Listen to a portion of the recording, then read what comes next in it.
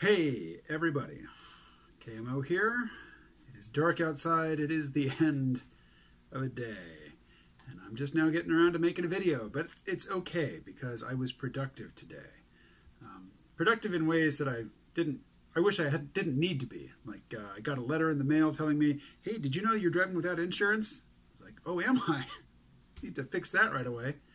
I got an Apple Pencil today. This is actually I got from a friend. She bought it, never used it. What I don't have is an iPad upon which to use my nifty new Apple Pencil. That's because I got an email from Amazon today saying, hey, we know we said that the iPad would be there today, but it's not going to be, and maybe tomorrow, maybe the next day, maybe the day after. We don't really know. We're sorry. And I'm pretty sure it's because of the crazy storm rolling its way from west to east, coming this way. It'll be here tomorrow. My iPad won't, or it might not be, but the snow will be. Of course, none of that is what I had planned to talk to you about. I'm really looking forward to the arrival of the iPad, though, not only for drawing, but I also want to try video editing on it. I think the era of the cell phone or the smartphone YouTube video, for me anyway, it's going to be a pretty short one.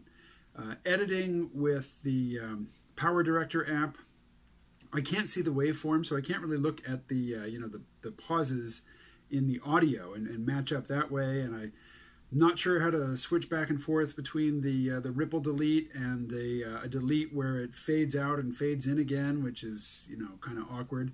You've probably seen that in some of my past videos. Places where it should have been just a plain jump cut, and instead it was a fade in, fade out. It's because I didn't know how to switch between them. The documentation for Power Director is really scant. You basically have to go to YouTube and watch various people's volunteer documentation projects. They're volunteer tutorials. Anyway, there's a number of good, I'm told anyway, video editing apps for the iPad. So look for some spiffier, snazzier, jazzed up videos from me in the near future. Again, none of this is what I was going to talk about. I might not actually get to what I was going to talk about, but I suppose I should try. So, firing up the old Fire tablet. What I want to read for you is like the first four paragraphs of a piece that I encountered on medium.com. It's called "The Oilparty is Over, and So is Our Foodparty" by Norman, and I'm not sure if the last name is Pagett or Pagett. It's P-A-G-E-T-T. But Norman writes the following, and before I start reading, I want to say I could have written this in 2008. There's nothing new here in the bits that I'm going to read anyway. I actually haven't gotten to the end of this because it's pretty long.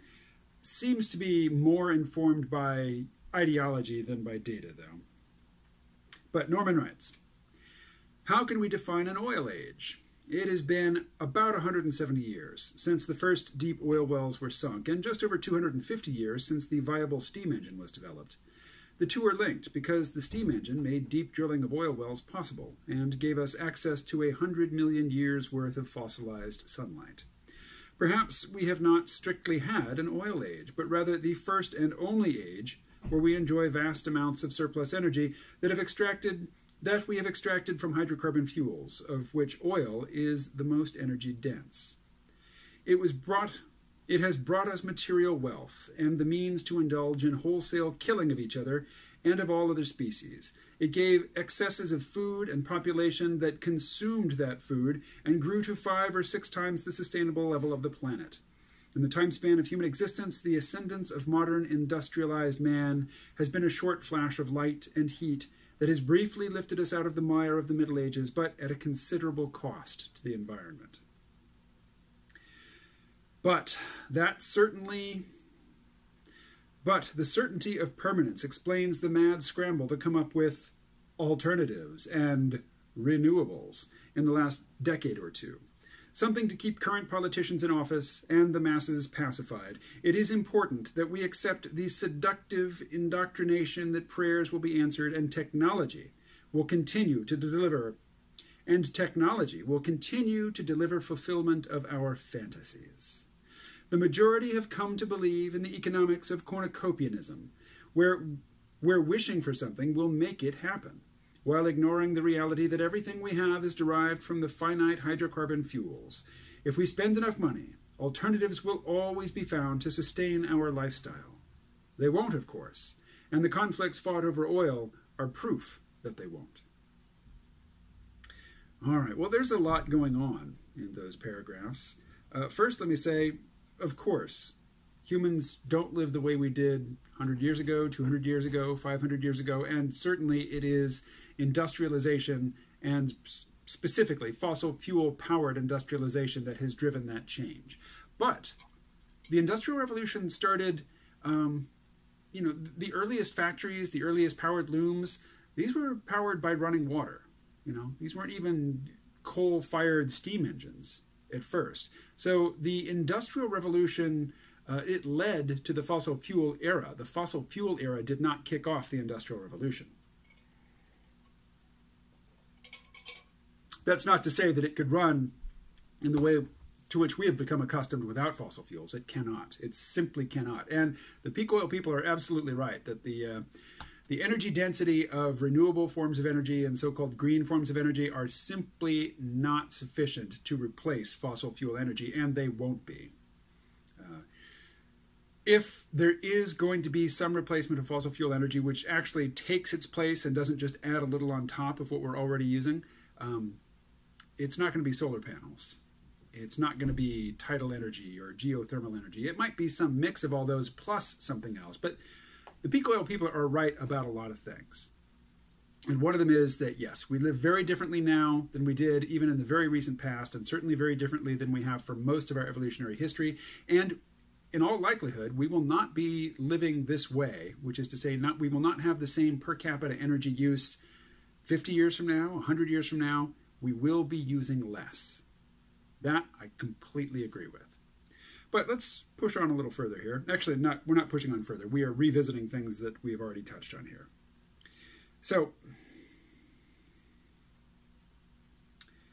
it has brought us material wealth and the means to indulge in wholesale killing of each other and of all other species. Okay, well, that's just false. I mean, yes, World War I was a terrible wake-up call to the world.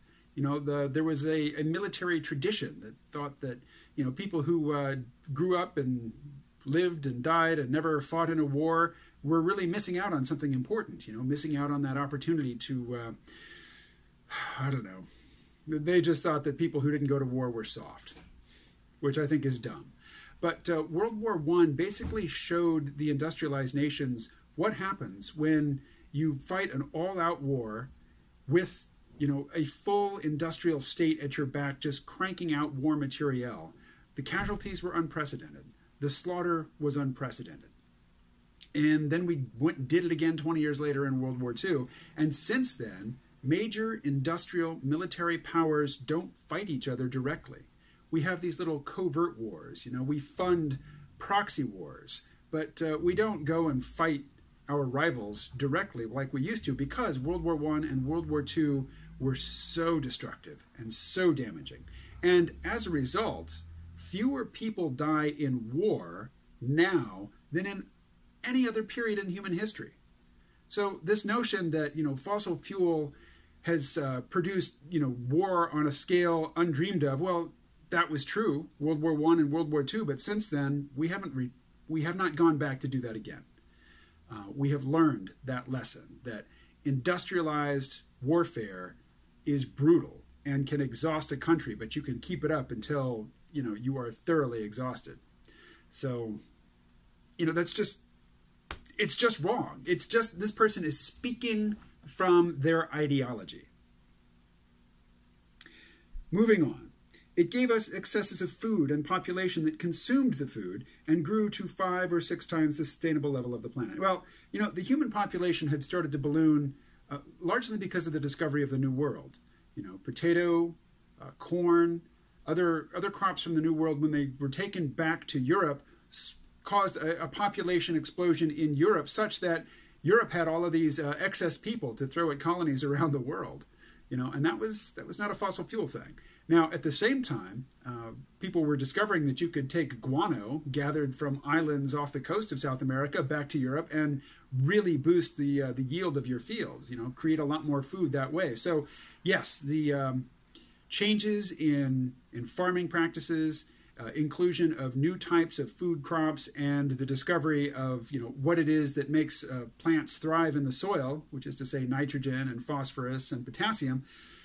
Yes, that really did cause an explosion in the human population, and that precedes the mechanization of agriculture, which fossil fuels made possible. So here's a highlighted passage. In the time span of human existence, the ascendance of modern industrialized man has been a short flash of light and heat that has briefly lifted us out of the mire of the Middle Ages, but at a considerable cost to the environment. Well, if you are absolutely dead certain that no effort to find some alternative energy source, to say collect more of the sun's energy than currently strikes the surface of the earth, if you are committed, ideologically committed to the failure of all of those efforts, sure. I mean, you can just say for certain that humanity, the human condition, will be returning to something, resembling our pre-fossil fuel existence. But you don't know that. You don't know the future, Norman. I mean, you might be certain, but I can't say this often enough. Certainty is not knowledge. Knowledge is justified true belief. Your belief might even be correct. Time might prove it to be true, but it's not justified. Not right now. But that certainty of permanence explains the mad scramble to come up with alternatives and renewables in the last decade or two. Something to keep current politicians in office and the masses pacified. Well, that's simply false. That is just flat out false. There is a sizable portion of the electorate, the portion responsible for us having, President Donald Trump, who believe that climate change is a hoax, that any notion of, shortages of fossil fuels is just a hippie conspiracy theory, and they cheer. Like when Ronald Reagan came into office, the first thing he did was took down the solar panels that his predecessor, Jimmy Carter, had put up on the roof of the White House. Republicans come into office, they dismantle or slow down some of the moves toward alternative energy that their predecessors had implemented. And, that policy is popular with their constituents. But the rollout of alternatives, the rollout of new solar, the transition that companies are going through, looking for alternative energy solutions, all of that continues even when Republicans here in the United States or, conservatives elsewhere are basically pushing back against green energy and sustainable energy policy. So it's not true that, green energy and sustainable energy dreams get politicians elected. And, in some instances, it is ridiculing that mentality which gets politicians elected. But we're still not to the real sin of this bit that I've read to you. So back to the text. It is important that we accept the seductive indoctrination that prayers will be answered and technology will continue to deliver fulfillment of our fantasies.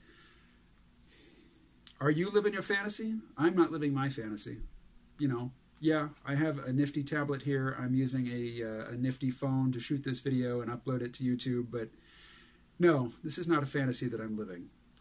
It is, and I don't have a day job. I've had day jobs. Good God, have I had day jobs, and they suck. They really suck, and I'm glad I don't have one right now. But still, not living in a fantasy.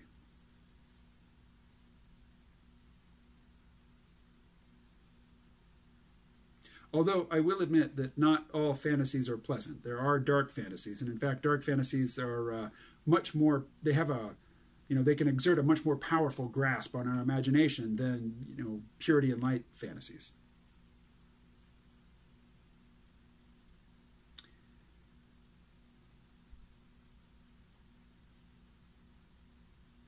So here we are, the next paragraph.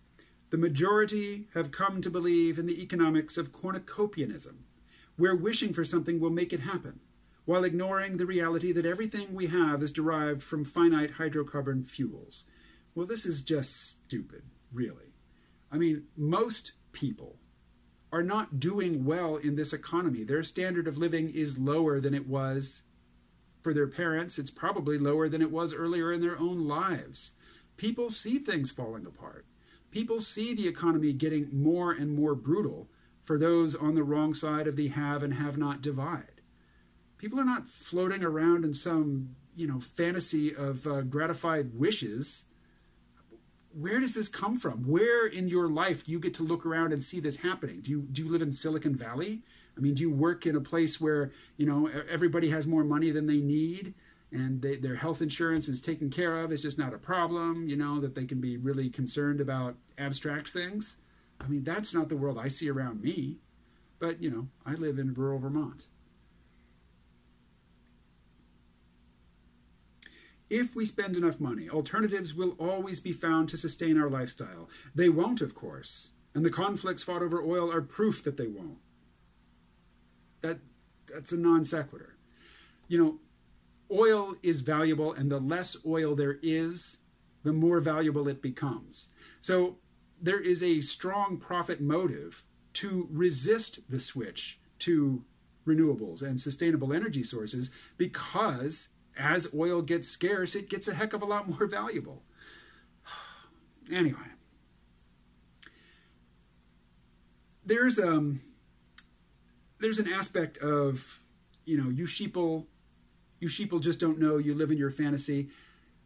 People understand that the world is cruel, that the pie is shrinking, that things are hard and harder for other people than they are here, but they're getting harder here. People understand this. They are not the clueless, just fantasy-prone, out of touch with reality nincompoops that it feels good, to believe everybody else is. If I'm the only one who can see, what's going on, see the world for what it is, everybody else is, wandering and blinded by delusion. Yeah, great, you're superior. Wonderful. I mean, I understand there's a neurological buzz that you can get from that, but I don't know. Maybe it's the same neurological buzz I get from being grumpy about about things like what Norman Pagett or Pagett has written here. Anyway, I have not set a timer. I'm sure this is longer than I will care to edit. And I imagine you will hear a few ums and ers and false starts and pauses that you would certainly not hear if this were a podcast and I were editing, like in Adobe Audition, and I can see a little waveform for every syllable. But that's not how Power Director works, and so you'll probably get I will not be trimming the fat from this video, so I should really just stop talking right now.